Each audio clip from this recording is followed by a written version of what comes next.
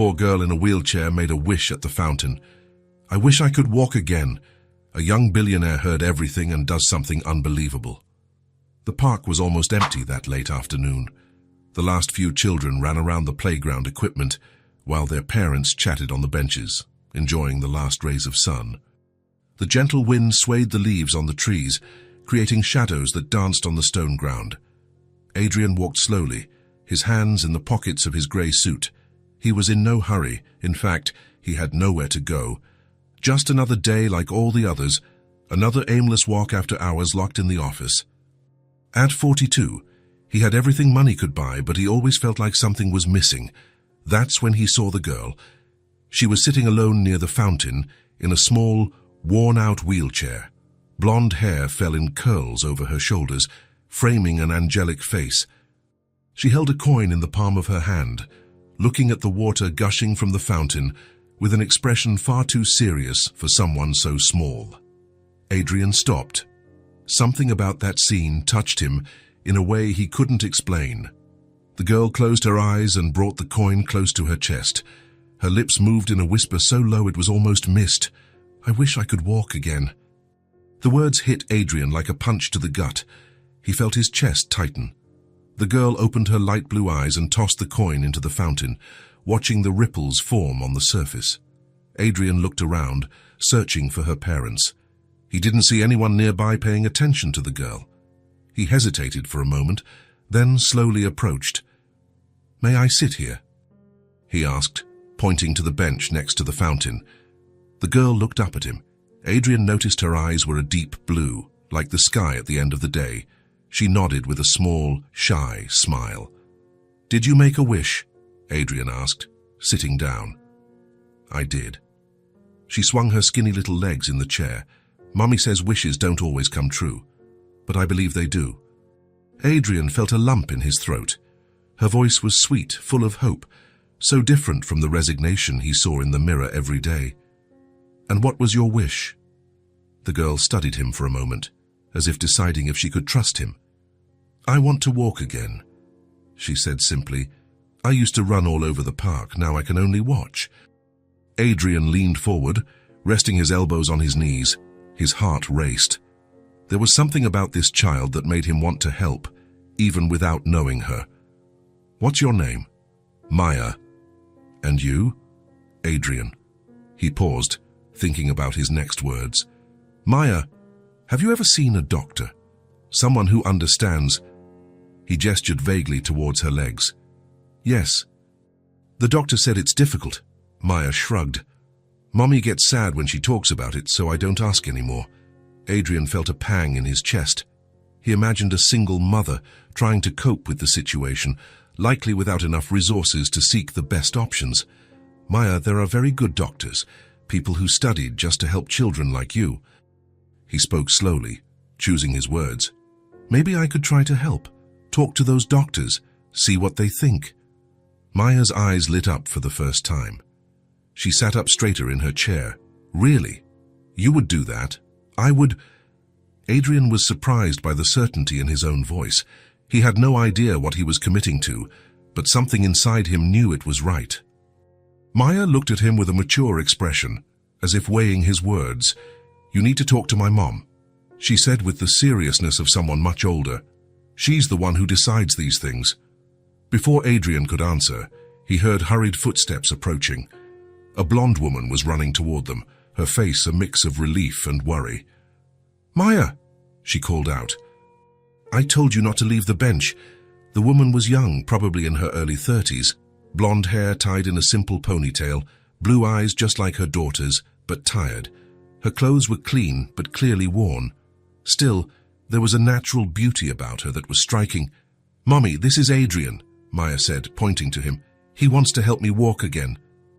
The woman stopped abruptly, her gaze shifting from Maya to Adrian. He stood up, extending his hand. "Adrian Walsh." He introduced himself. She hesitated before shaking his hand. Adrian noticed it was rough, from someone who worked hard. "Rachel Turner," she said, her voice cautious. "What did my daughter mean by that?" Adrian looked at Maya, who was watching the conversation intently. then back at Rachel. "She told me about her situation. I'd like to help, if you'll allow it. I know some specialists who might be able to do an evaluation." Rachel crossed her arms, her body tensing. Adrian realized she had put up an invisible barrier between them. "We don't need charity." She said, her chin held high. "It's not charity," Adrian said slowly. "It's—" He paused, searching for the right words. "I just want to help. Maya is a special girl." "Mommy," Maya tugged on Rachel's sleeve. "He's nice. He was talking to me about the doctors." Rachel looked at her daughter, then at Adrian. There was a battle happening behind those blue eyes. He could see suspicion fighting with something that looked like hope. "I don't know you," she said finally. "Why would you do this for people you don't even know?" It was a fair question. Adrian didn't have a simple answer. He couldn't explain why this girl had touched something so deep within him. He couldn't say why, for the first time in years, he felt the urge to do something that truly mattered. Because she wished to walk again. He said simply, "And I think all children deserve to have their wishes come true." Rachel was silent, studying his face. Maya held her mother's hand, looking between the two adults. "Mommy, can I try?" she asked softly. Adrian saw the exact moment Rachel softened. Her shoulders relaxed slightly, and he realized he had been holding his breath. Rachel began, then stopped. "I don't know." "How about this?" Adrian suggested. "Can I stop by your place tomorrow? We can talk calmly. You can ask me all the questions you want, then you can decide if you want to accept my help or not." Rachel exchanged glances with Maya, who nodded vigorously. "Okay," she said finally, "but just to talk. Just to talk." Adrian agreed. Rachel took a crumpled piece of paper from her purse and wrote down the address. When she handed it to Adrian, he noticed her hands were trembling slightly. 247 Maple Street, apartment 3B. "I'll be there tomorrow at 3 in the afternoon, if you don't mind." Maya clapped her hands, a huge smile lighting up her face. "Everything's going to be okay, Mommy. I know it is." Adrian put the paper in his pocket, feeling something he hadn't experienced in a long time. Purpose. For the first time in years, he had something important to do the next day. As Rachel pushed Maya's wheelchair toward the park exit, the girl turned and waved to him. "Bye, Adrian. See you tomorrow." He waved back, standing still until they disappeared around the corner. Maya's words still echoed in his mind. "I wish I could walk again." 5 simple words that had changed something inside him. Adrian looked at the fountain, where other people were now tossing coins and making their own wishes. He wondered how many of them would come true, how many would remain just dreams in the water. But Maya's wish would be different. He would make sure of it. Walking home, Adrian was already thinking about the phone calls he would make that night. He knew the best neurosurgeons and orthopedists in the country. Someone had to know how to help a little 5-year-old girl make her dream come true. Behind him, the fountain continued to gush, carrying away the wishes of other visitors. But one of them had found someone who could make it a reality. Rachel was washing the breakfast dishes when she heard a knock on the door. She glanced at the clock on the kitchen wall. 2:50 in the afternoon, 10 minutes earlier than planned. "Maya, someone's at the door." She called out. "It's Adrian," Maya shouted excitedly from her room. "I knew he would come." Rachel dried her hands on her apron, her heart racing. She had spent the whole night wondering if she had done the right thing. She didn't know this man. Why would he care about helping 2 strangers? When she opened the door, Adrian was standing in the building's narrow hallway, holding a small bouquet of yellow flowers. "Good afternoon, Rachel," he said, handing her the flowers. "For both of you." Rachel accepted the flowers when surprised. No one had given her flowers in a long time. "Thank you." "Please come in." Adrian stepped into the small apartment. Rachel felt a moment of shame seeing the place through his eyes. The living room had a faded sofa, a scratched coffee table, and an old television. The walls needed painting, but everything was clean and organized. "Adrian," Maya appeared in her wheelchair, her eyes shining. "You really came." "Of course I did." He knelt to her level. "I promised I would, didn't I?" "Mommy thought you wouldn't show up," Maya whispered, loud enough for Rachel to hear. "Maya." Rachel felt her face flush. Adrian laughed, straightening up. I understand your mum's concern, but when I make a promise, I keep it. Rachel offered coffee, but Adrian politely declined. He sat on the sofa, and Maya positioned her chair in front of him. So, Rachel said, still standing, arms crossed, what exactly do you have in mind? Adrian took a deep breath. He had rehearsed this conversation all morning. Last night I called a few medical colleagues. One of them is Dr. Harrison, a specialist in spinal cord injuries. He agreed to examine Maya today, if you're willing. Rachel blinked in surprise. Today? But, Mummy, can I go? Please. Maya clasped her little hands together. I don't know, it's so sudden. Rachel looked from Maya to Adrian. And the costs? Don't worry about that, Adrian said softly. We just want to see what's possible. Rachel sat on the edge of the sofa, her hands trembling slightly. Part of her wanted to run to protect Maya from another disappointment. How many doctors had already said there wasn't much that could be done? What if... She started, then paused. What if it doesn't work? Adrian finished. She nodded. Then at least we'll know we tried everything. Maya took her mother's hand. Mommy, I want to try, please. Rachel looked into those blue eyes full of hope and felt her chest tighten. How could she deny this to her daughter? Okay, she said softly. We'll try. An hour later, they were in Dr. Harrison's office. Rachel had never been in such an elegant place. The reception area had leather armchairs, expensive paintings on the walls, and even a small fountain in the corner. The nurse, a blonde lady with kind eyes, smiled when she saw them arrive. You must be Maya's family. The doctor is waiting for you. Dr. Harrison was a man with graying hair and kind, very clear eyes. He greeted Maya first, kneeling to her wheelchair's level. So you're the brave little girl Adrian told me about. Maya smiled shyly. I really want to walk again, doctor. Let's see what we can do for you. The examination lasted almost an hour. The doctor asked questions about the accident, tested the reflexes Maya still had, and studied the old x-rays Rachel had brought in a battered folder. I can feel it when you touch here. Maya pointed to her thigh. But I can't feel anything down here. That's normal, Maya. Dr. Harrison made notes in her file. You're being very brave. Rachel and Adrian sat side by side, watching the doctor's every move. Rachel noticed that Adrian was tense, his hands clenched. He seemed more nervous than she was. Finally, Dr. Harrison finished the exam and helped Maya get dressed. He sat behind his desk, looking at the three of them. I'll be direct with you, he said, taking off his glasses. The injury is serious, but it's not complete. That means there are still nerves functioning. Rachel held her breath. There is a real chance for Maya to regain the ability to walk. But it would be a long treatment, at least a year, and quite painful. Many physical therapy sessions, possibly a small surgery to relieve pressure on the nerves. Adrian leaned forward, his heart racing. What kind of chances are we talking about, doctor? With the right treatment and her age in our favor, I'd say a 60% chance she'll walk without assistance. 80% chance she'll be able to walk with some kind of support. Rachel felt tears welling up.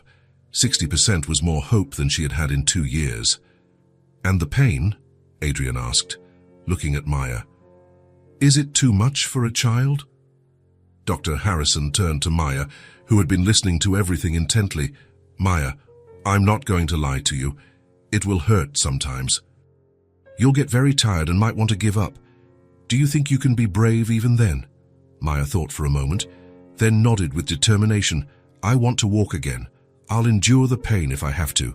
The doctor smiled, impressed by her maturity. Then let's start next week. I'll prepare a treatment plan and schedule the first session. On the way home, Maya fell asleep in the back seat of Adrian's car. Rachel looked out the window, trying to process everything that had happened. A day ago, it was just her and Maya, without hope. Now, why are you doing this? She asked softly, without looking at Adrian. Adrian kept his eyes on the road, driving slowly so as not to wake Maya. I can't really explain it. When I heard her wish yesterday, he paused, searching for the words, I felt like I had to help. And what if it doesn't work? Rachel's voice trembled. What if she suffers for nothing? Adrian parked in front of their building and turned to Rachel. He saw tears in her blue eyes. Then at least she'll know she tried. And you'll know you did everything you could for your daughter. Rachel stared at him for a moment. There was sincerity in his face, a kindness she hadn't expected to find. Without thinking, she reached out and took his hand. Adrian felt a shiver run up his arm as he felt her small, calloused fingers. "Thank you," she said, her voice choked with emotion. "I don't know how I'll ever thank you for this." Adrian looked at their joined hands.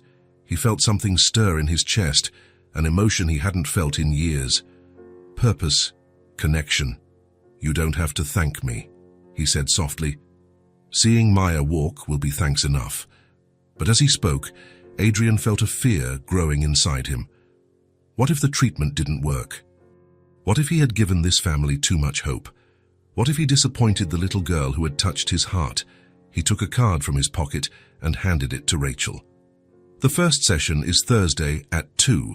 This is my personal number. If you need anything at all, call me." Rachel took the card, her fingers brushing against his for an extra instant. "Adrian," she began but didn't know how to continue. "It's going to work out," he said, more to convince himself than her. "It has to." He helped Maya wake up and get out of the car. The girl was still sleepy, but she smiled when she saw where they were. "Are we home already?" "Yes, sweetie." Rachel kissed her daughter's forehead. "And on Thursday, we're going to start the treatment." Maya clapped her hands, her eyes shining again. "It's all going to be okay, right, Mummy?" "Yes, my love." As he watched the two of them enter the building, Adrian felt the weight of the responsibility he had taken on. He had promised to help a little girl achieve her biggest dream. Now all he could do was hope he hadn't promised too much. The physical therapy clinic was on the other side of the city, in a modern building with huge windows and white walls. Rachel arrived 15 minutes early, pushing Maya's wheelchair up the entrance ramp. Adrian was already waiting in the reception area. "How are you two, he asked, getting up from his chair. "Anxious," Rachel admitted. "Maya barely slept last night." Maya looked around with curiosity. The waiting room had colorful toys in a corner, comfortable chairs, and smelled of cleaning products mixed with something that smelled like rubber. Maya Turner. A blonde woman with short hair and light blue eyes appeared at the door. She was wearing athletic clothes and had a warm smile. "I'm Sandra, your physical therapist." Maya waved shyly. "Hello, and you must be the parents. Come on in. Let's see our room."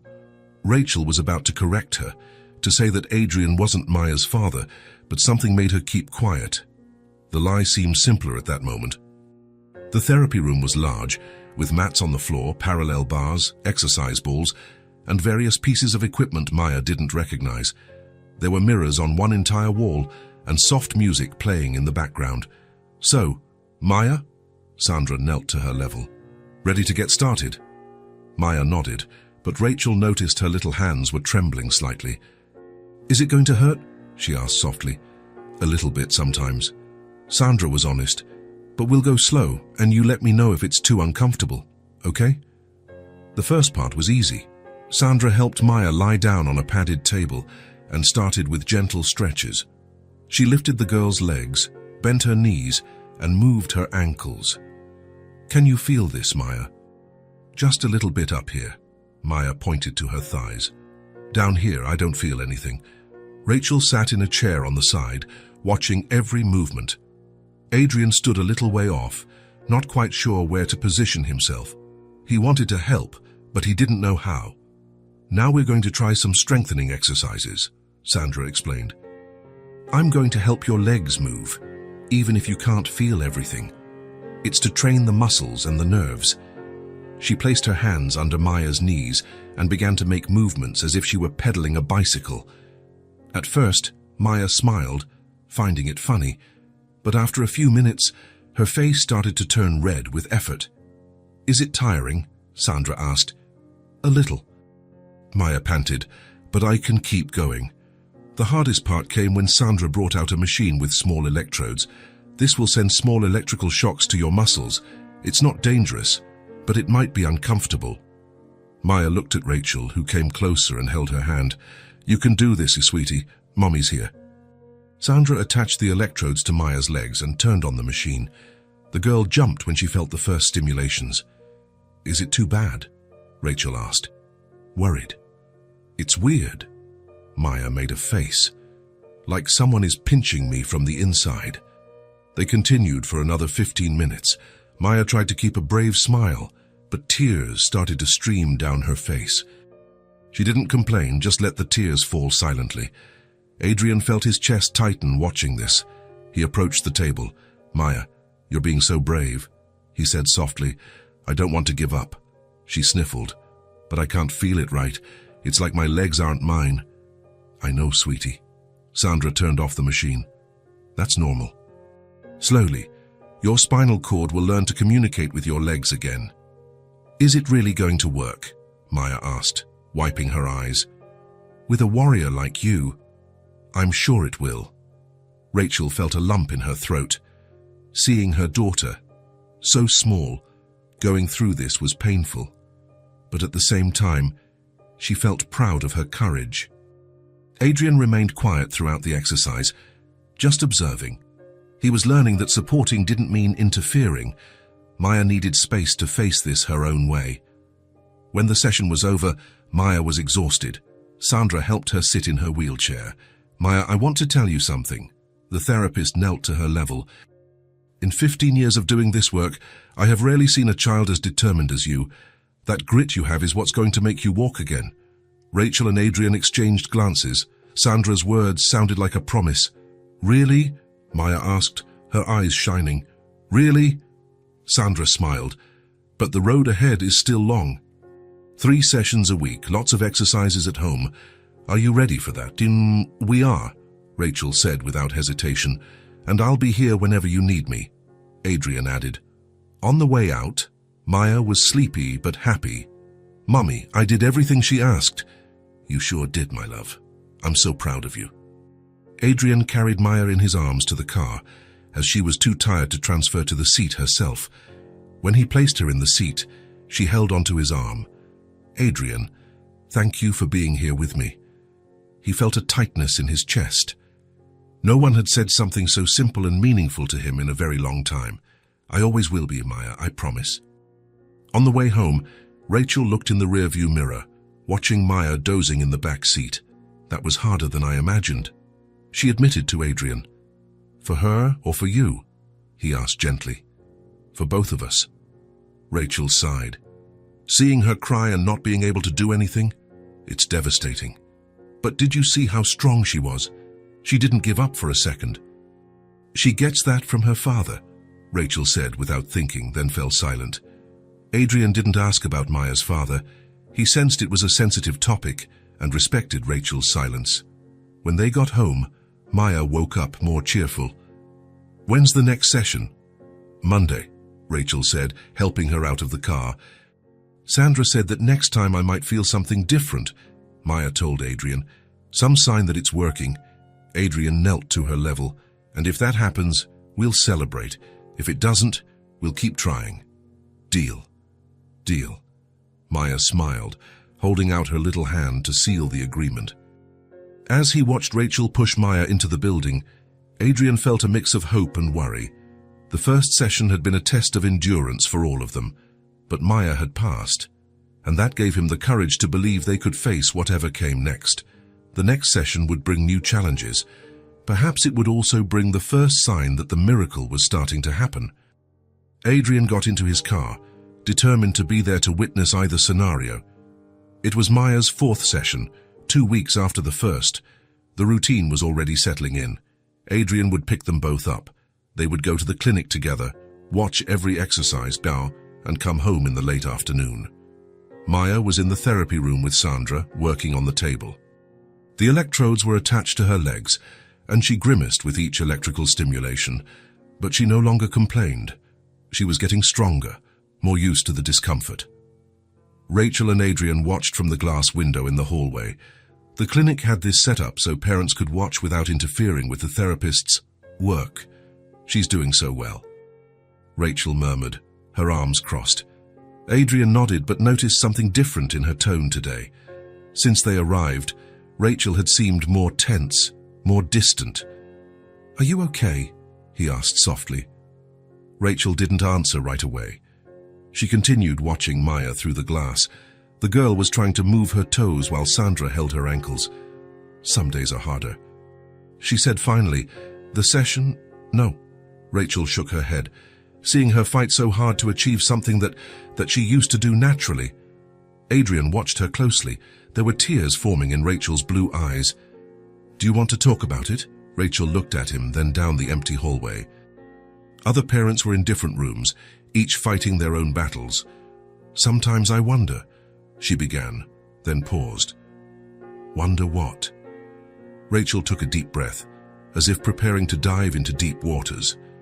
"How different everything would be if I hadn't let go of her hand." Adrian frowned, not understanding. "We were playing on the sidewalk." Rachel continued, her voice growing quieter. "It was a Saturday morning, right after breakfast. Maya had a new doll I had bought for her. She was so happy, jumping from side to side." She paused, the words seeming to get stuck in her throat.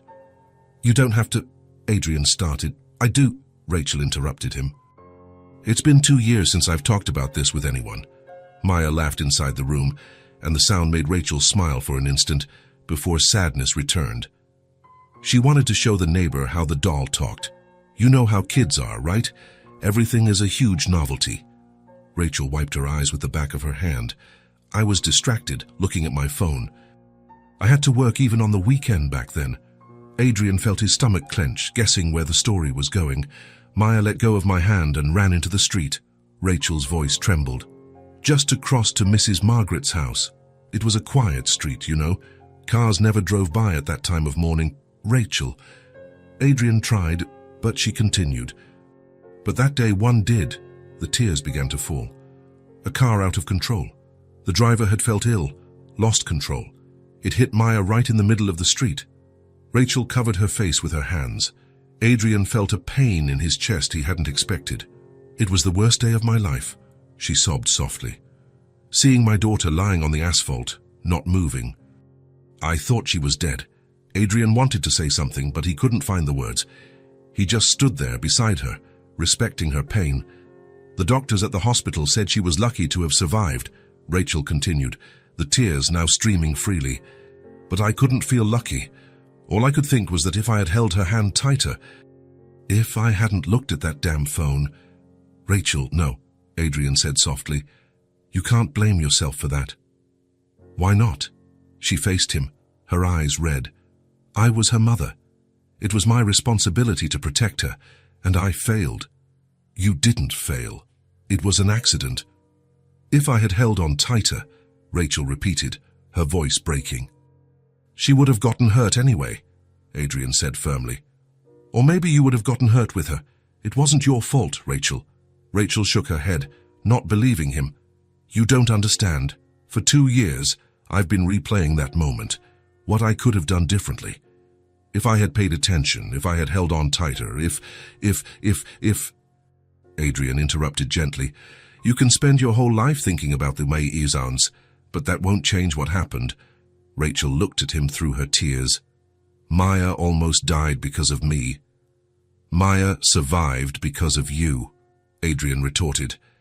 "Do you think she got this far on her own? Who took care of her in the hospital? Who did physical therapy with her at home? Who worked double shifts to pay the medical bills?" Rachel sniffled but didn't answer. "You are the reason she is here today, fighting to walk again," Adrian continued. "You are her strength, Rachel, not her fault. But I should have..." "You should have what? Guess the future."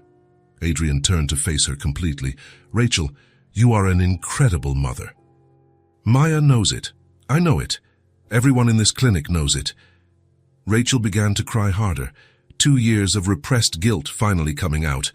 Adrian hesitated for a moment, then placed a hand on her shoulder. "It's not your fault," he repeated softly. "It's not your fault." They stood like that for a few minutes, Rachel crying in the hallway while Adrian offered his silent presence. He didn't try to stop her or console her with empty words. He just stood there, letting her vent.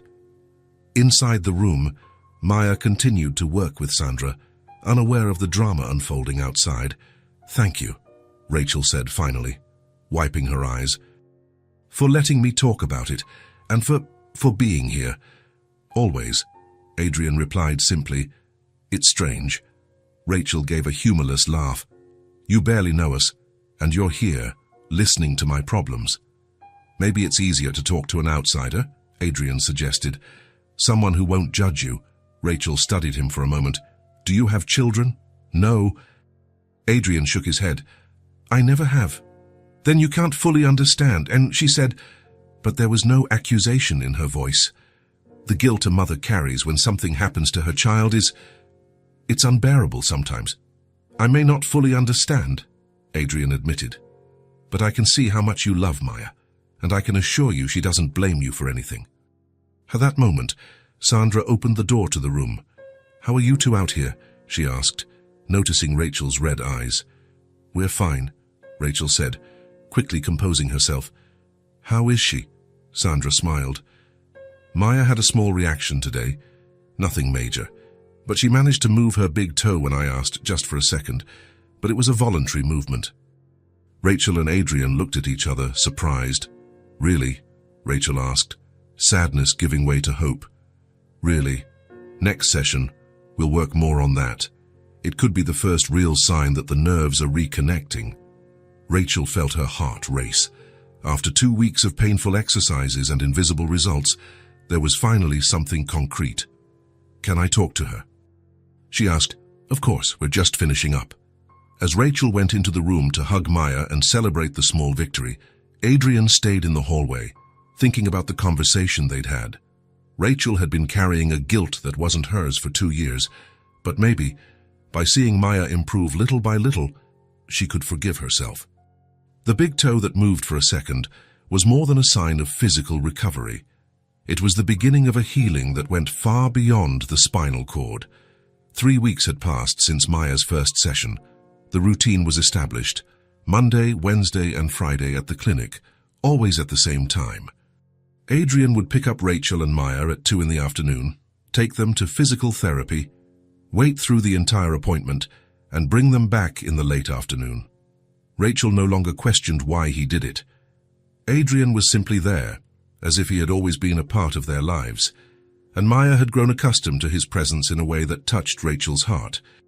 The girl would ask about him on the off days from therapy, and when she woke up, she always wanted to know if Adrian would be picking them up that day. That Wednesday morning, Maya had woken up more excited than usual, talking about a dream where she was running through the park with Adrian and Rachel. "I dreamed we had a picnic on the grass and I ran to get the ball," she recounted in the car, her eyes shining. "It felt so real. I could feel my feet on the grass, feel the wind on my face when I ran. It was the best feeling in the world."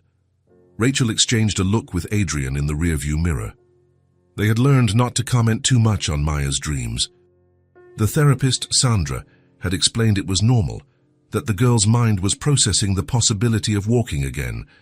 But sometimes it hurt to hear those dreams, so vivid, so full of hope. "And at the end of the dream," Maya continued, "you two were applauding me, like I had won a very important race." Adrian felt a tightness in his chest. In recent weeks, he had started appearing in Maya's dreams more often. It made him feel like part of the family, but it also made him afraid. What if they couldn't help her? What if her dreams were just that, dreams? They arrived at the clinic right on time. Adrian already knew the way by heart, knew where to park, and greeted the receptionist by name. Sandra welcomed them with her usual smile, but Rachel noticed something different in her expression. There was an anticipation there, an energy that wasn't present in the other sessions. "How are you today?" Sandra asked, bending down to Maya's level. "Good," Rachel replied. Maya woke up saying it was going to be a special day. Sandra smiled, exchanging a quick glance with the 2 nurses passing in the hallway. "Sometimes kids know things before we do. Let's see how she responds to the exercises today." In the therapy room, Maya went straight to the table as she always did. She knew the routine by heart. She knew where the different pieces of equipment were, the name of each exercise, and even helped Sandra organize the electrodes. It was impressive how she had adapted to an environment that initially scared her. Sandra began with the usual stretches, moving Maya's legs carefully. Then she moved on to joint mobilizations, working each joint individually. Everything was the same as the other sessions, but Rachel noticed that Sandra was paying closer attention to Maya's reactions, watching her face more intensely. Rachel and Adrian watched from their chairs, one on each side of the table. In recent weeks, they had developed a silent and efficient dynamic. Rachel held Maya's hand when the exercises became more intense, whispering words of encouragement. Adrian would talk quietly to her about funny things to distract her from the pain, stories from his work, silly jokes that made Maya laugh, descriptions of beautiful places he knew. Today we're going to try something a little different, Sandra announced, taking a device they didn't recognize from a drawer. It's a more precise stimulator. It will send very targeted electrical impulses to specific points on the spinal cord. The device was larger than the usual one, with more controls and a digital screen showing colorful waves. Maya looked at it with a mix of curiosity and apprehension. "Is it going to hurt more?" she asked, her voice getting slightly higher. "Maybe a little." Sandra was honest as always, but it might bring better results too. Dr. Harrison specifically asked us to test it today. Are you up for trying? Maya looked at Rachel, then at Adrian. In their eyes, she saw encouragement and trust. She took a deep breath, as she had learned to do when she was nervous. I'm up for it. I want to try. Sandra began to place new electrodes on Maya's legs in slightly different positions than in previous sessions. She explained that she was targeting regions of the spinal cord that might just be dormant, not damaged. The hope, she said, was to awaken these areas with more precise stimuli. These points, she explained, showing where she was placing each electrode, correspond to the nerves that control sensation and movement in your legs. It's like we're ringing their doorbell trying to get them to answer. Maya laughed at the comparison. Do nerves have doors? In a way, yes. Sandra smiled, finishing with the last electrode. And today we're going to knock on that door a little harder. I'm going to start very slowly. Sandra turned on the machine, which emitted a soft hum. Let me know if you feel anything different. The first impulses made Maya's face tense up, but she didn't complain. She was used to the discomfort of the stimulations. Sandra gradually increased the intensity, observing the girls' reactions and noting everything on a chart. How is it? She asked after a few minutes.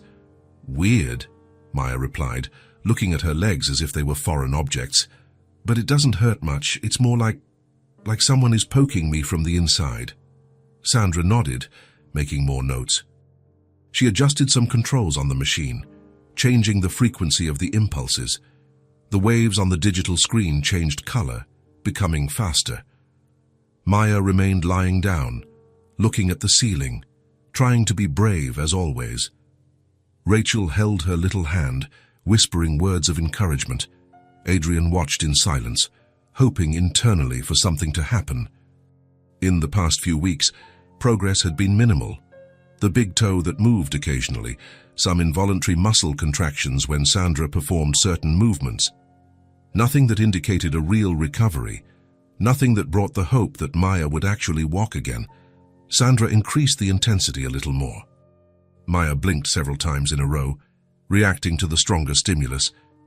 Now I want you to try to concentrate on your legs, Maya, Sandra said calmly, lowering her voice slightly. Imagine you're sending them a message. It can be anything. Move your toes, feel an itch, anything. Don't force it.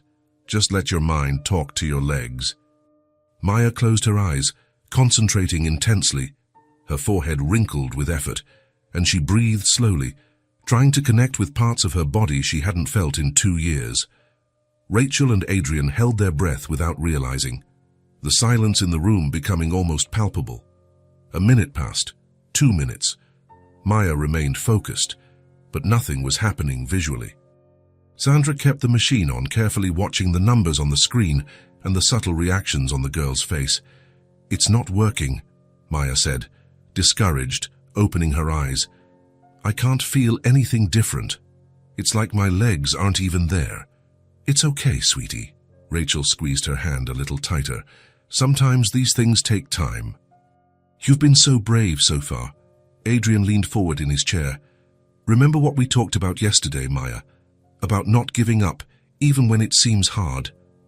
Maya nodded, but her eyes were starting to well up with frustration.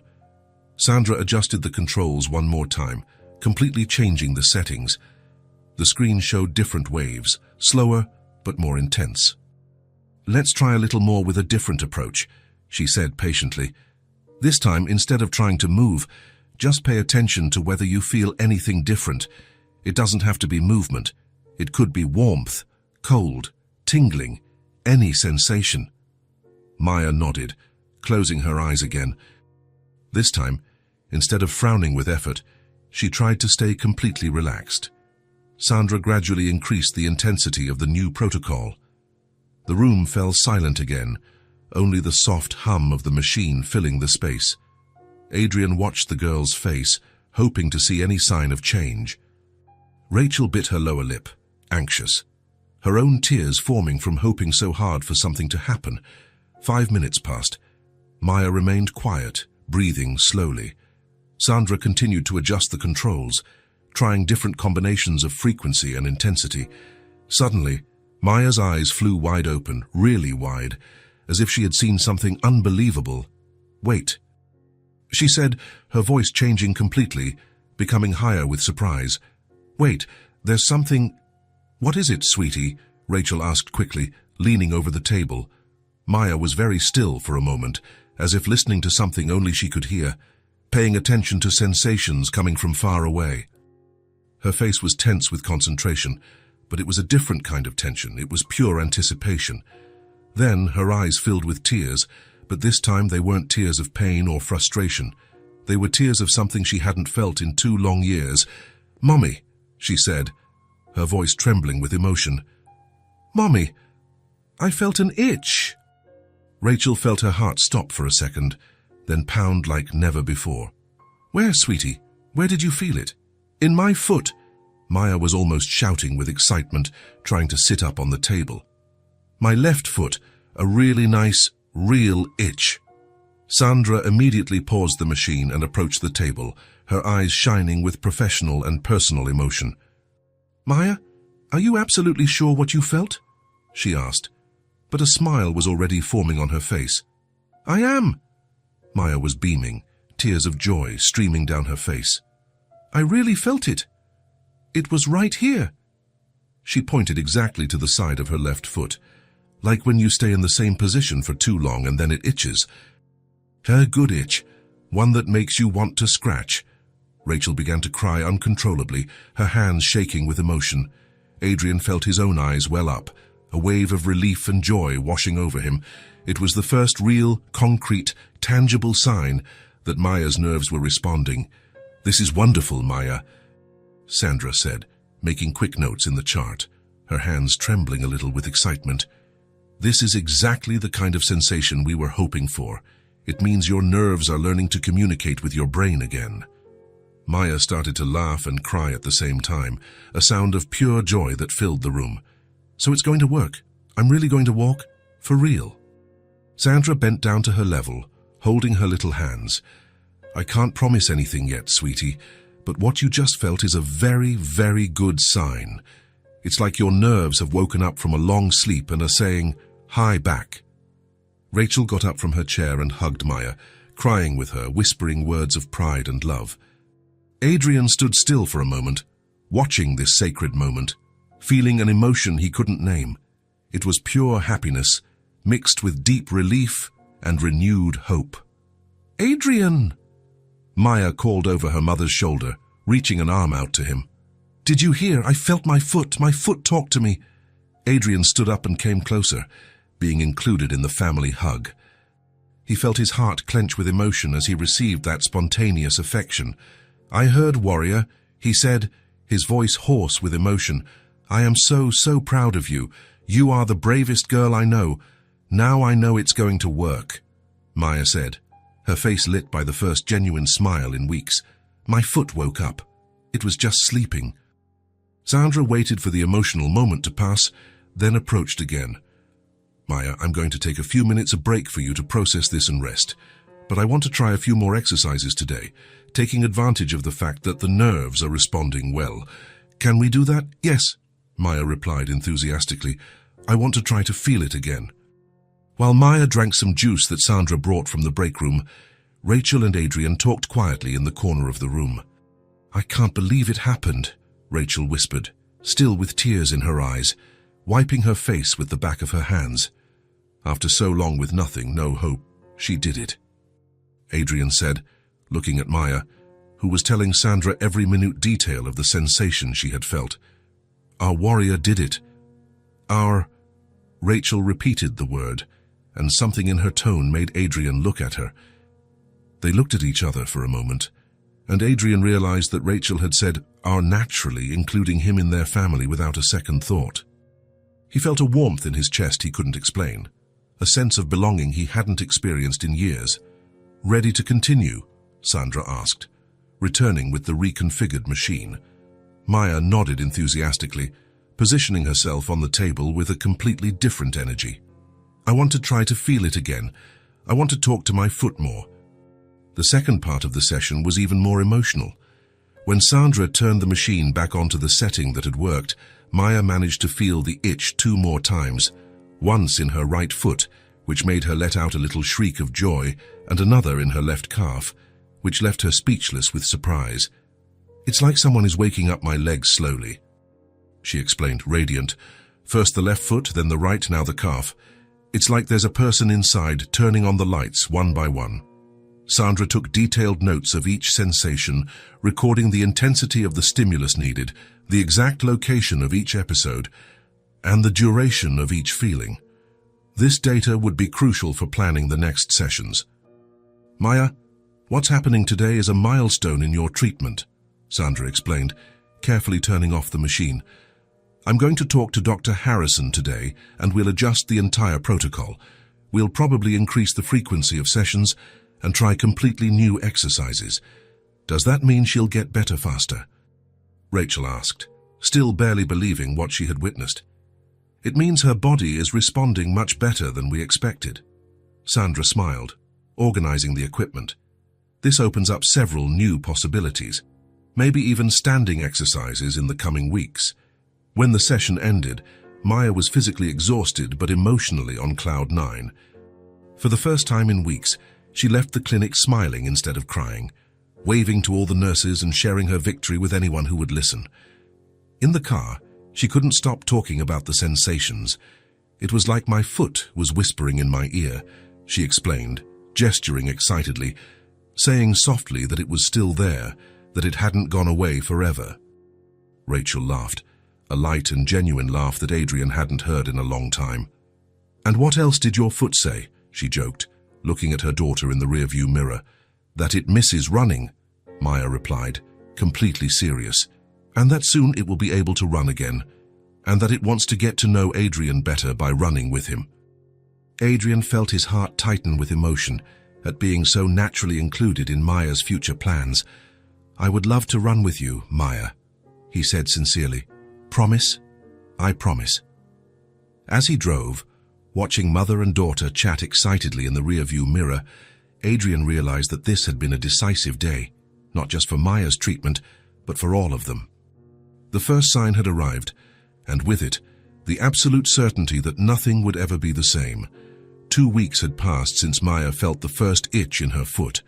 2 weeks of small but steady progress, of sensations that came and went, of hope growing slowly but surely. The physical therapy protocol had changed completely after that landmark day. Now there were 5 sessions a week instead of 3. Sandra had introduced new exercises, different equipment, more precise stimuli. Maya was responding better than anyone had dared to hope. She could feel parts of her legs more often, had limited control over some muscles, and her reflexes were gradually returning. That Thursday morning, Sandra greeted them with a different expression. There was barely contained emotion in her light blue eyes, and a smile she was trying to hide professionally. Good morning, warrior. She greeted Maya, as she always did. ready for a special session today. Maya, who was in her wheelchair wearing a pink t-shirt Adrian had bought for her, smiled curiously. Special how? Today we're going to try something you've been asking for weeks. Sandra knelt to her level. We're going to see if you can stand up. The silence that followed was total. Rachel felt her heart stop for a moment. Adrian leaned forward in his chair in the waiting room. Maya's eyes went wide, barely believing what she had heard. Really? She asked, her voice an emotional whisper. Really? Dr. Harrison reviewed all your progress and authorized the test, Sandra explained. It will be very slow with a lot of support, but he thinks you're ready. Maya started clapping, her eyes filling with tears of joy. I'm going to stand up, Mommy, I'm going to stand up. Rachel knelt and hugged her daughter, feeling her own tears coming. Adrian watched the scene, his chest tight with emotion. Over the past 2 months, he had learned to share every victory and every disappointment with this little family. Let's take it slow, Sandra said gently. First, we need to do the usual warm-up, then we'll move to the parallel bars.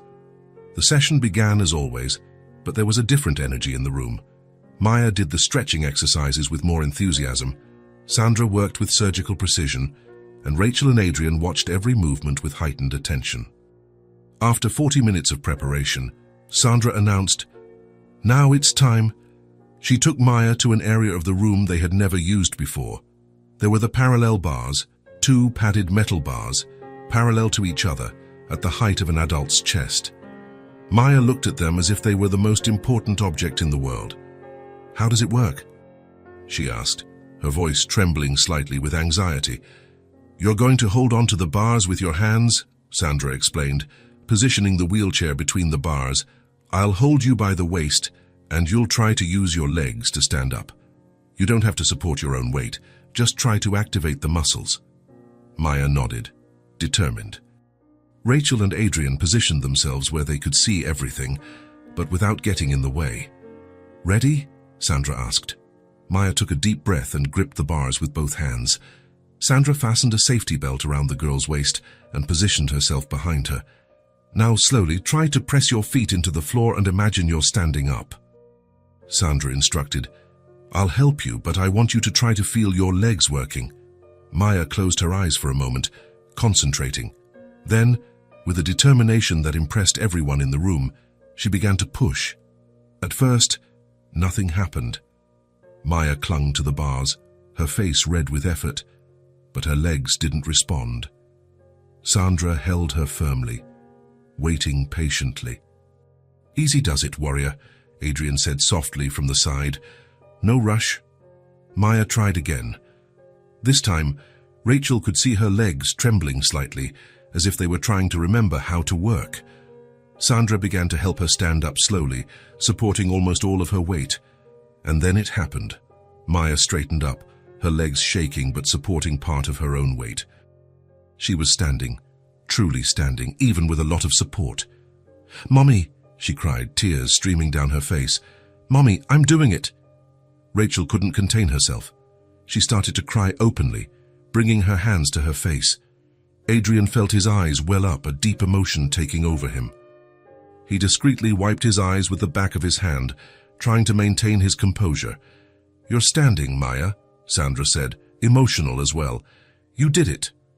Maya stood for almost 10 seconds, her legs trembling but holding. When Sandra helped her sit back down in the chair, she was radiant. "I did it, I really did it," she repeated, unable to stop smiling. "Can I try again?" she asked immediately. "Of course you can," Sandra laughed. "But let's rest for a few minutes first." While Maya drank some water and rested, one of the nurses approached Sandra. "Can we take a picture of this moment?" she asked quietly. "For her file and, well, it's a historic milestone here at the clinic." Sandra looked at Rachel and Adrian. "What do you think? A picture to mark this moment?" Rachel nodded, still too emotional to speak. Adrian agreed as well. "It would be an honor," he said. "Maya will want to remember this day forever." On the second try, Maya managed to stand for almost 15 seconds. The nurse captured the exact moment. Maya on the parallel bars, her face lit up with joy, Sandra holding her carefully, Rachel and Adrian in the background with expressions of pure pride. "This picture is going in our gallery of successes," the nurse said, showing the image to everyone.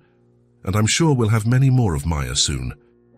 After the third attempt, Sandra decided that was enough for one day. "We don't want to push it too much," she explained. "But the progress was incredible. Next week, we'll start working on short steps with assistance." On the way home, Maya couldn't stop talking about the experience. "It was like my feet woke up for good," she said, gesturing excitedly. "They were talking to me, saying they remembered how to stand." "And what did it feel like?" Adrian asked, driving slowly to prolong the conversation. It was like flying, but in reverse," Maya tried to explain, "like I was a bird learning to land again." Rachel smiled, watching her daughter in the rearview mirror. "I'm so proud of you, my love." "And I'm proud of myself too," Maya declared, making the two adults laugh. A week later, the day came to try her first steps. Sandra had prepared a different room, with specific equipment for functional training. The floor had thicker mats, there were support bars everywhere, and a suspension system that could help Maya if she lost her balance. "Today, the goal is simple," Sandra explained. "One step, just one. With all the support you need." Maya was visibly nervous. In the past few weeks, she had gained confidence standing, but taking a step seemed like a huge challenge. "What if I fall?" she asked, her voice small. "I'll be here," Sandra assured her. "And the mats are very thick, but we won't let you fall." Adrian approached and knelt in front of Maya's chair. "Remember what we talked about being brave?" he said softly. Maya nodded. "That sometimes courage isn't not being afraid, but doing it even when you are afraid." "Exactly," Adrian smiled. "And you've already proven you're the bravest person I know." Maya took a deep breath and nodded, determined. The process was slow and careful.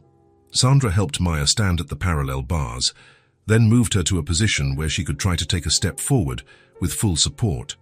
"Now, slowly, try to lift your right foot and place it forward," Sandra instructed. Maya concentrated intensely. She lifted her right foot a few inches off the ground, wobbled for a moment, but managed to keep her balance. "You did it," Rachel exclaimed. "Now place it forward," Sandra encouraged. Maya tried to move her foot forward, but lost her balance. Sandra caught her immediately, but the movement startled Maya. She tried to get a better grip on the bars, but her hands slipped. And she fell. It wasn't a dangerous fall. Sandra supported her, and the mats cushioned the impact, but it was a fall. Maya found herself sitting on the floor, her legs splayed out, looking up with an expression of total despair. "I'll never be able to do it," she burst out, starting to cry. "Never, ever, it's impossible." Rachel rushed over, but it was Adrian who reached Maya's side first. He knelt on the mat and held out his hand to her. "Don't give up," he said firmly, looking directly into her blue eyes. "I'm here with you. Let's do this together." Maya looked at Adrian's outstretched hand, tears streaming down her face. "I can't," she sobbed. "It's too hard." "Yes, you can." Adrian kept his hand extended. "You've already stood up. You've already felt your legs again. A step is just a step." Maya hesitated for a long moment. The room was completely silent, everyone waiting for her decision. Then, slowly, she took Adrian's hand. "Together?" she asked, her voice still trembling. "Together," Adrian confirmed. Sandra helped Maya get up and back to the parallel bars. This time, Adrian stood on her right side, holding her right hand, while she leaned on the bar with her left. "This time, I'll take the step with you," Adrian said, at the same pace. "Together." Maya took a deep breath, wiped away her tears, and nodded. "Ready?" Sandra asked. "Ready," Maya replied, her voice firmer. The silence in the room was absolute. Rachel held her breath. Sandra positioned herself to provide support if needed. 3, 2, 1. Adrian counted, and Maya took her first step. It was small, hesitant, supported, but it was a real step. Her right foot lifted off the floor, moved forward, and landed a few inches ahead. The silence held for another second. Then, It erupted into subdued applause. Sandra, Rachel, the two nurses watching from the door, all celebrating that historic moment.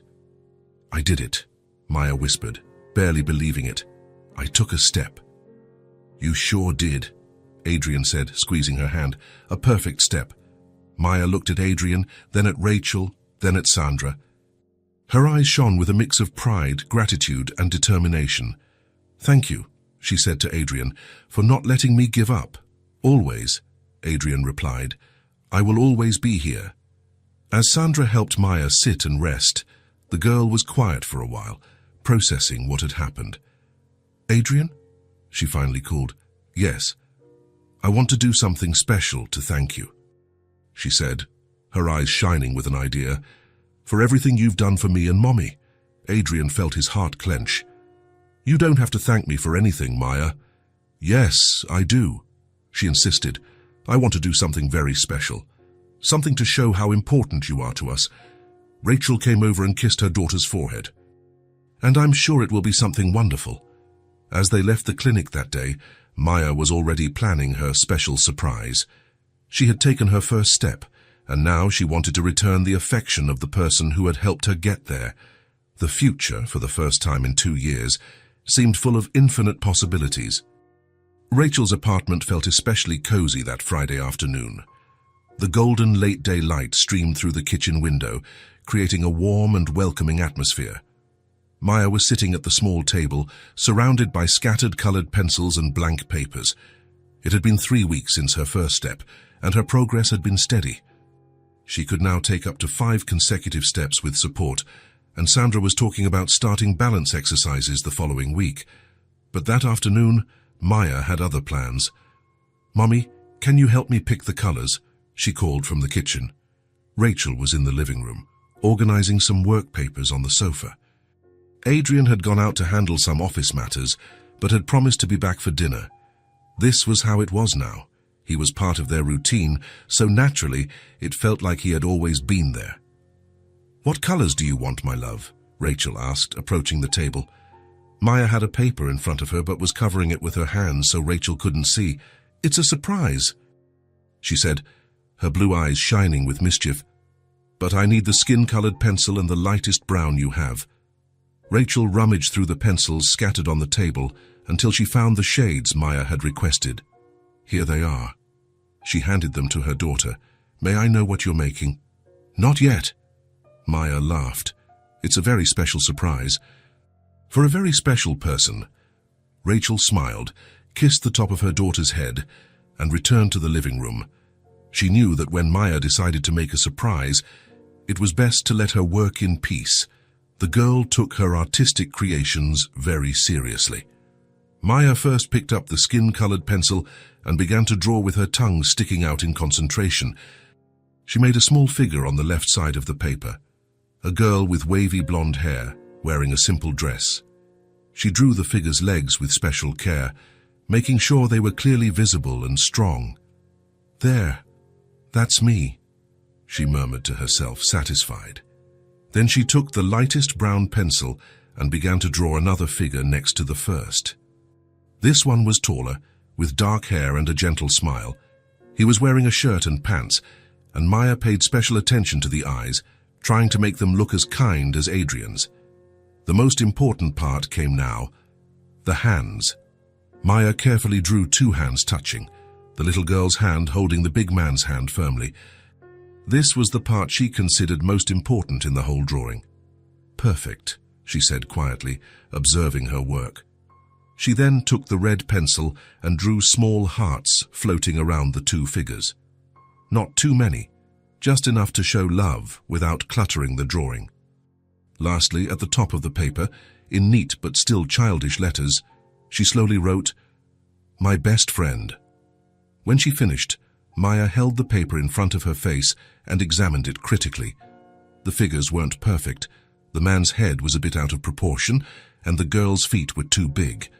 But it was made with so much care that it radiated love from every stroke.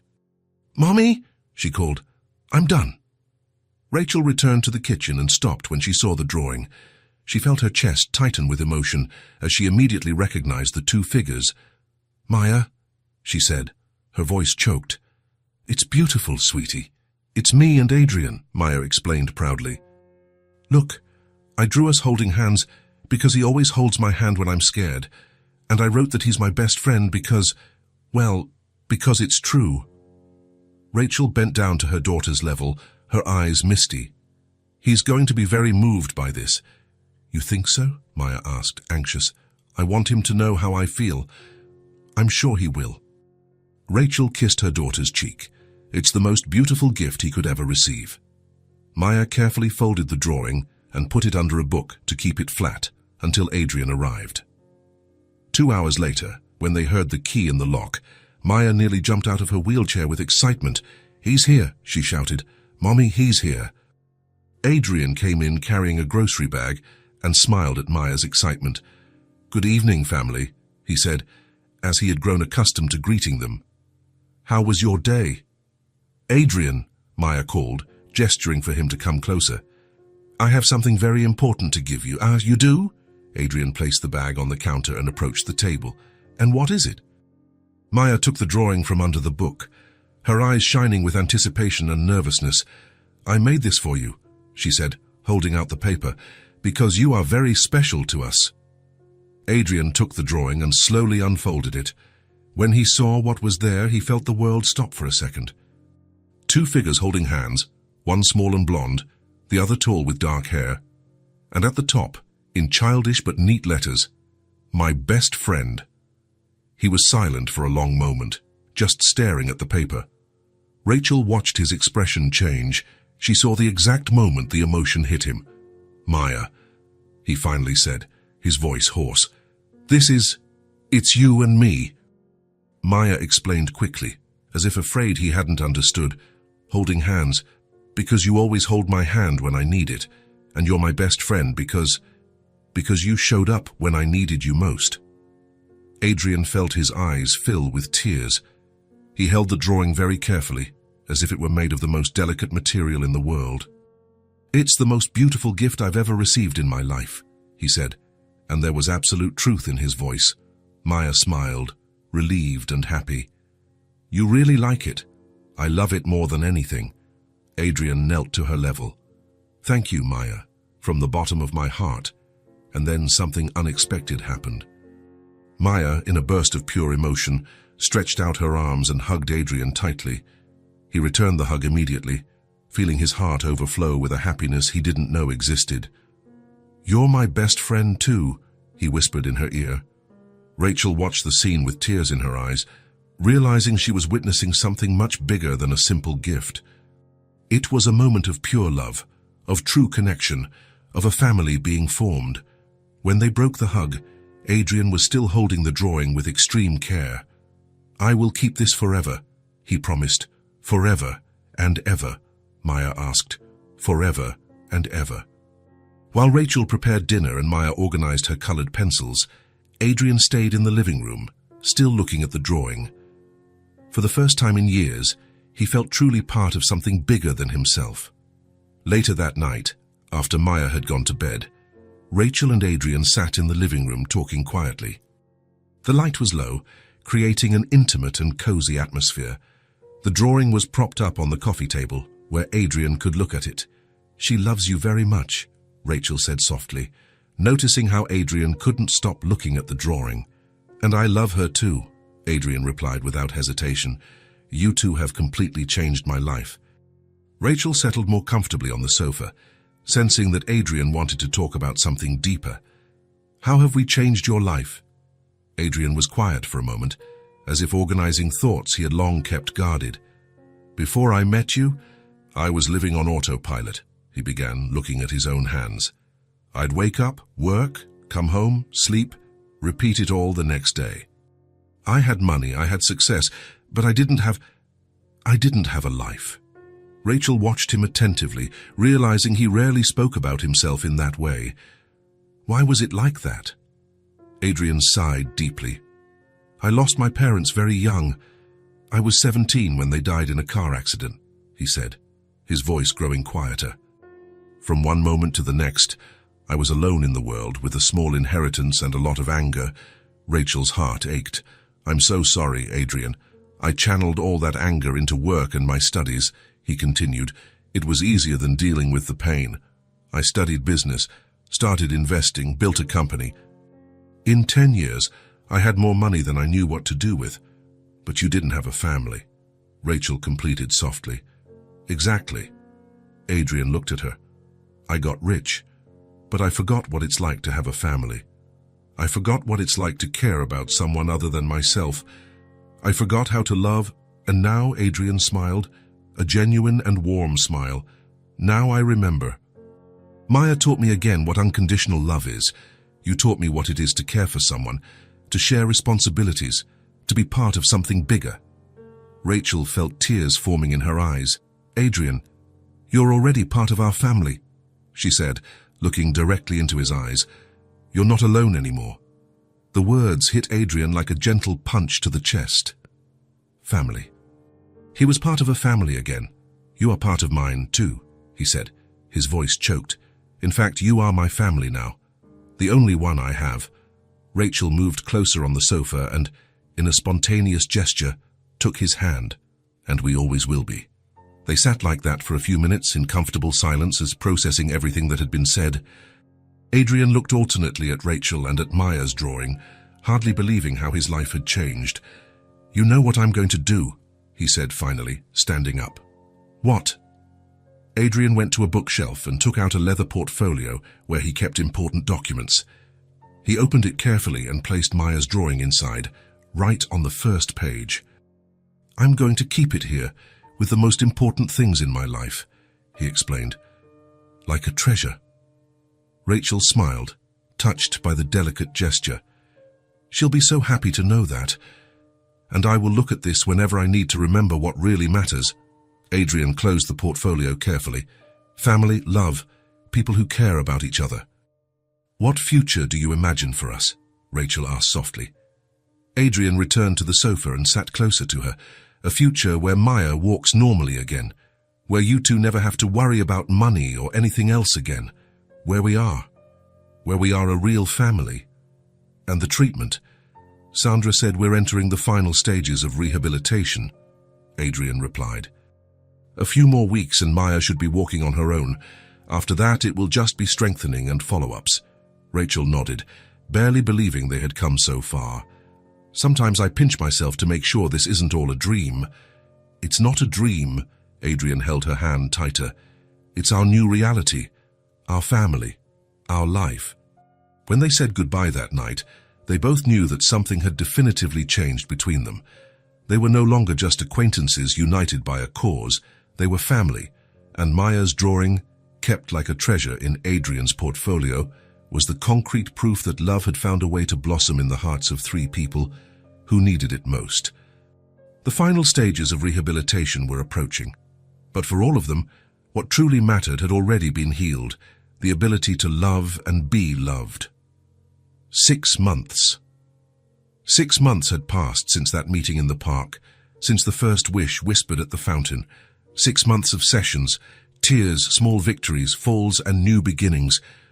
And now, on that sunny Tuesday morning, Maya stood at the entrance of the clinic, looking down the long hallway in front of her. Without the wheelchair, Sandra was beside her, smiling with pride. Rachel and Adrian watched from a few feet away, their hearts racing. The entire clinic staff had gathered discreetly, nurses, other physical therapists, even Dr. Harrison had come down to witness this moment. Ready, warrior? Sandra asked softly.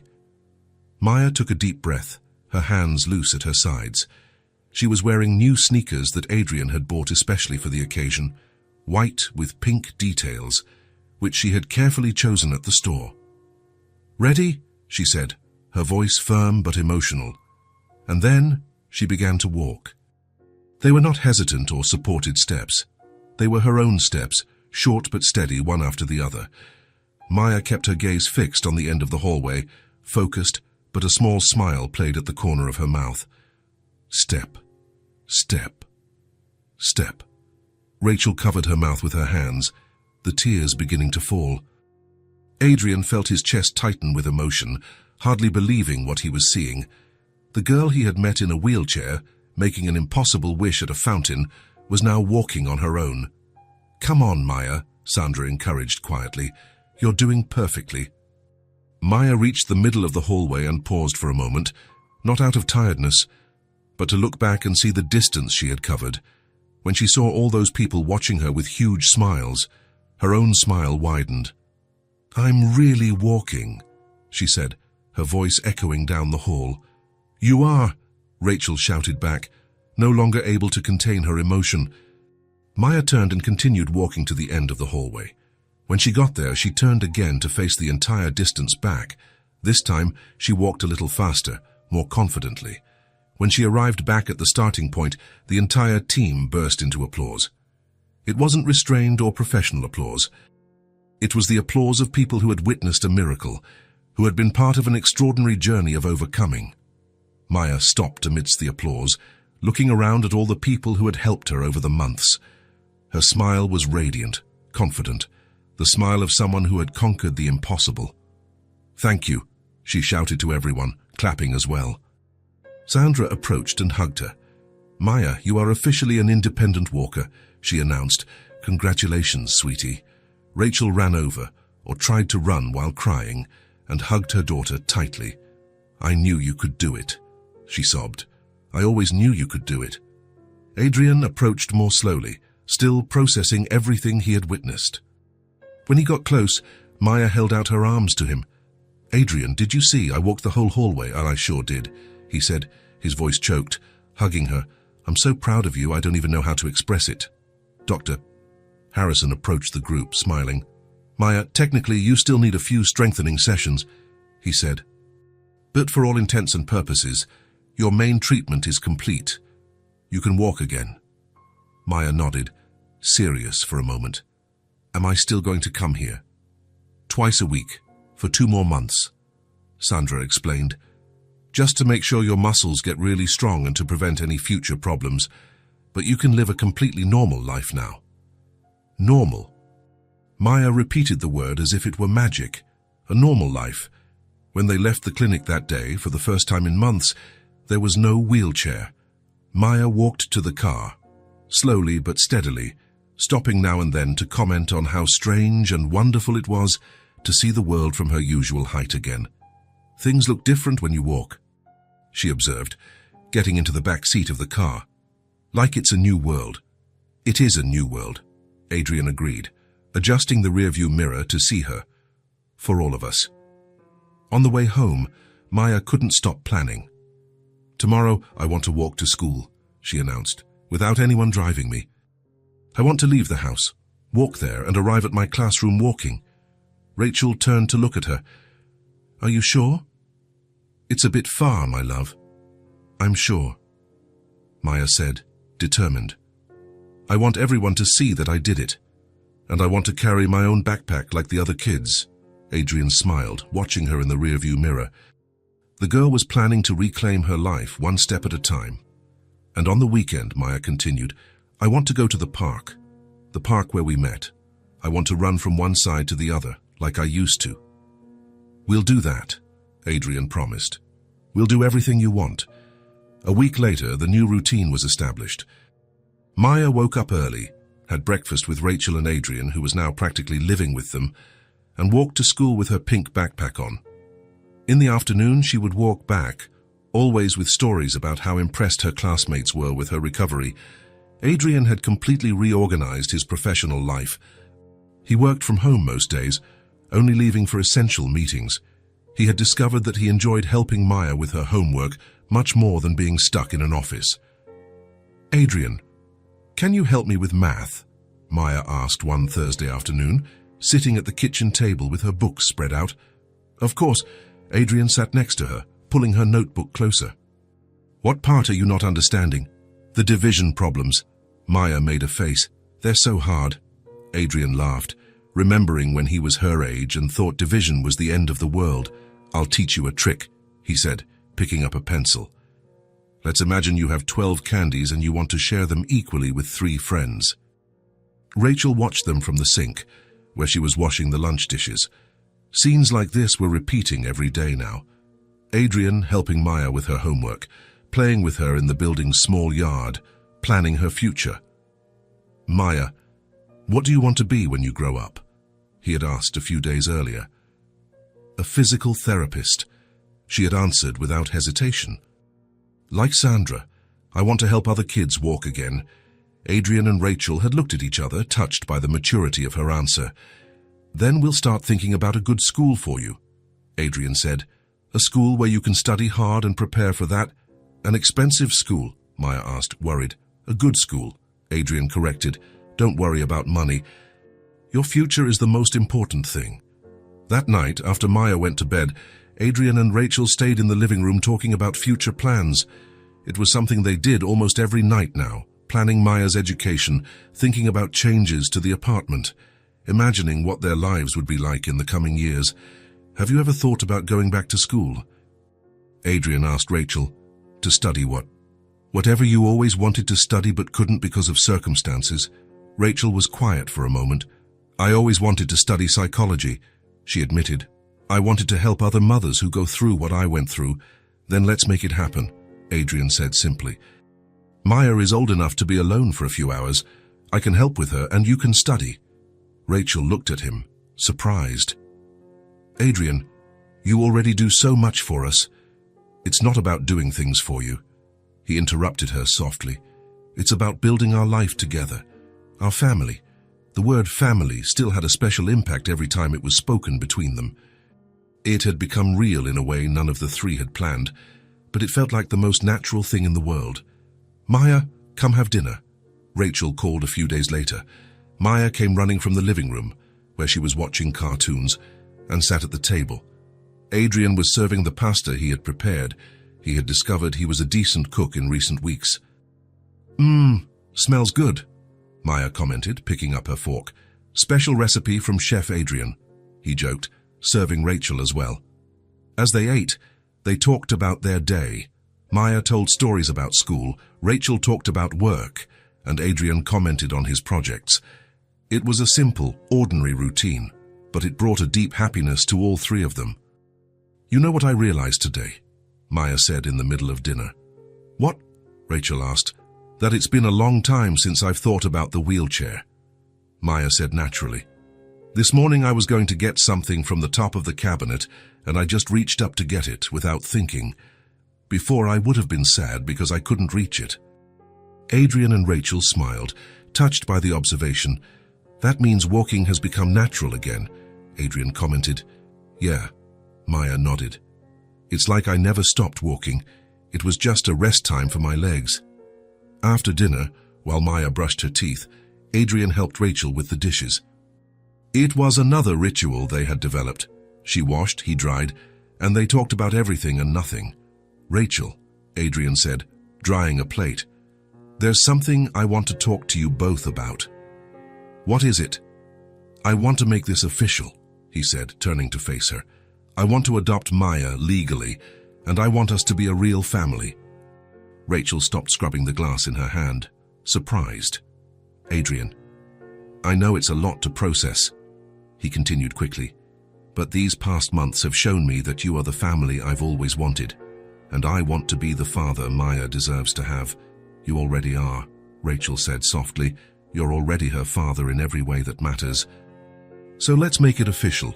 Rachel looked him in the eyes, seeing absolute sincerity there. Let's talk to Maya, she said finally. See what she thinks of the idea. When Maya came back from the bathroom, in her pajamas with her hair in a loose ponytail, she found the two adults in the living room with serious expressions. Did something happen? She asked, worried. Sit here, sweetie, Rachel said, patting the sofa between her and Adrian. We have something important to talk about. Maya sat down, looking from one to the other. Adrian has a proposal to make. Rachel began. Adrian took a deep breath. Maya, these months taking care of you and your mom have been the happiest of my life, he said, choosing his words carefully. You two have become my family, and I'd like to know if you would accept me as your father. Officially, Maya stared at him for a long moment, processing what she had heard. You want to be my dad? I do, Adrian said simply. If you want me to be. Maya looked at Rachel, then back at Adrian. Her blue eyes filled with tears. but they were tears of joy. "I've always wanted a dad," she said softly. "And there's no one in the world I'd rather have as my dad than you." Adrian felt his chest burst with happiness. He opened his arms and Maya threw herself into them, crying with emotion. "I promise I will always be by your side," he said, his voice choked. "Forever." Rachel came closer and hugged them both. "And we'll never let you be alone again," she said, completing the promise. Maya pulled away from the hug slightly and looked at Adrian with that radiant smile he had grown to love so much. "You're my best friend," she whispered, repeating the words she had written on the drawing months ago. "And you're my daughter," Adrian whispered back. "My brave, smart, and wonderful daughter." When they went to sleep that night, they all knew their lives had found the right path. Maya had started walking again, but more than that, they had all learned to live again. The challenges they would face in the future would be the normal challenges of any family. School problems, decisions about the future, small arguments and big reconciliations, but they were challenges they would face together. At the simple kitchen table, between smiles and conversations about the day, they had found something worth more than any wealth, a real home, built on love, presence, and the promise that they would always be there for each other. The wish whispered at the fountain had come true in a much bigger way than Maya could have ever imagined. She hadn't just started walking again. She had gained a complete family. If this story touched your heart, subscribe